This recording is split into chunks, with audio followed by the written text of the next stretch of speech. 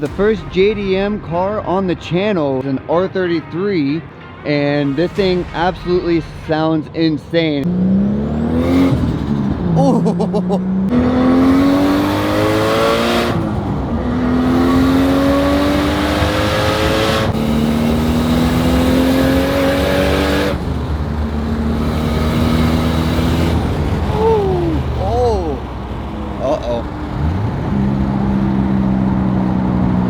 Is he coming after you?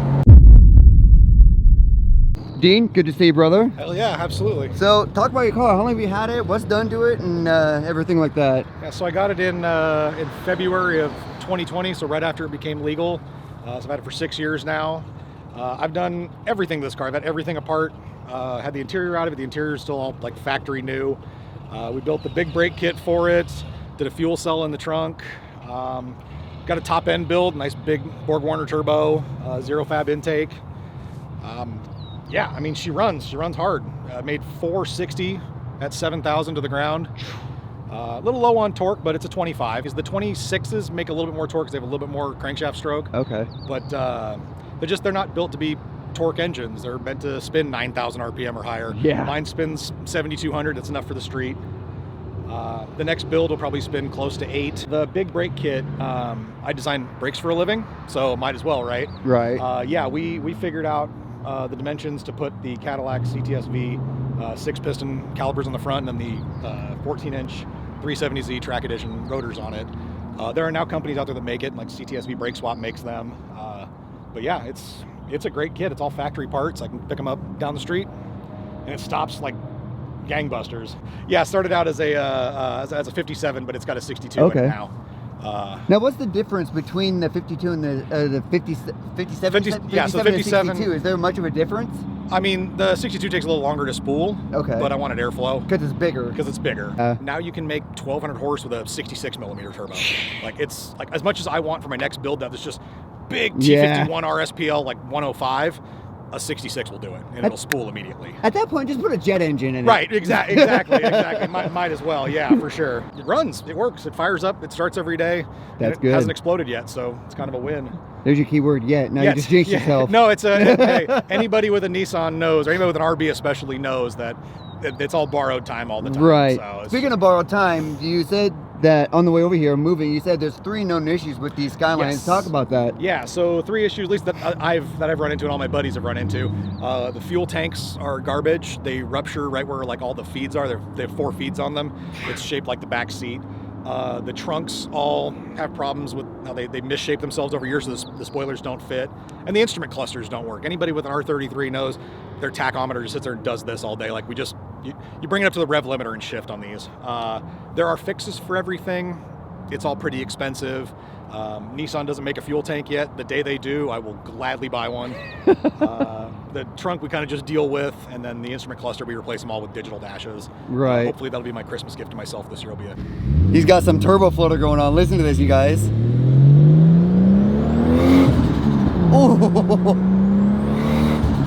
Oh, that sounds so sick. Tire rub too.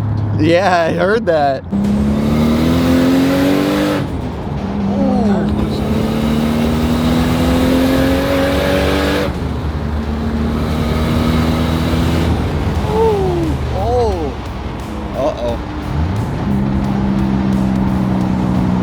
Is he coming after you? Nope,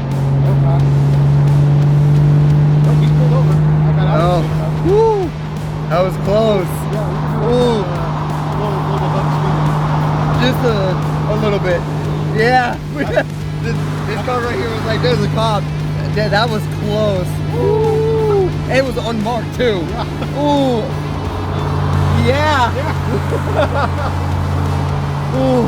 I bet that made your butthole pucker. Yeah, buddy. My heart's racing right now.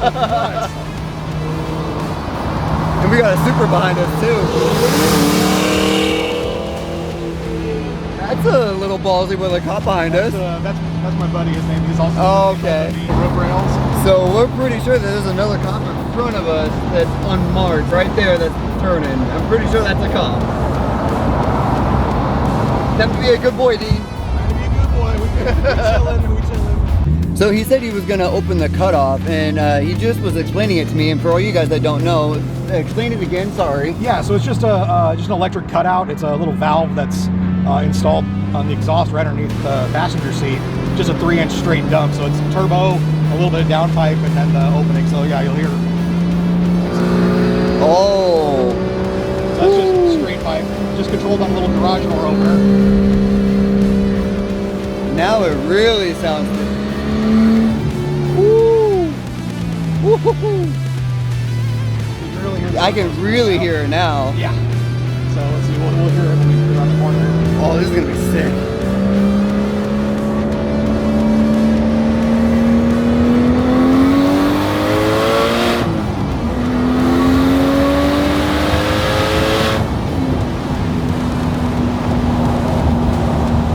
Oh. Oh. Gene, you're making me nut right now. Oh. Does that to me every Oh, time. it's so nice. Oh, I bet all you guys watching are just have wet pants right now. We got some Genesis coming up doing a racer flyby, looks like.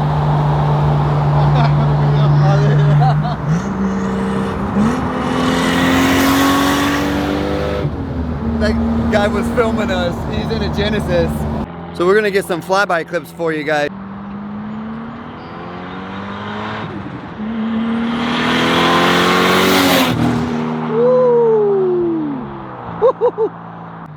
Oh, that sounds so good.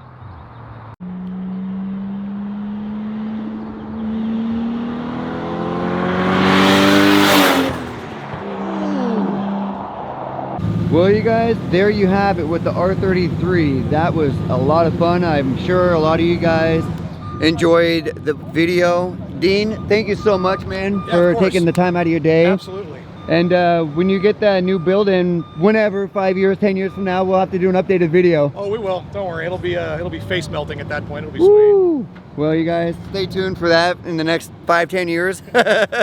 But yeah, you guys, if you're not subscribed to the channel, make sure you subscribe for more future car content. Follow me on Instagram. Go follow Dean on Instagram. What was your Instagram again? GridSpeed89. GridSpeed89. So I'll pop the screenshot up for the video for you guys. And yeah, I don't have too much more to throw at you. So I'll see you guys in the next video. Peace.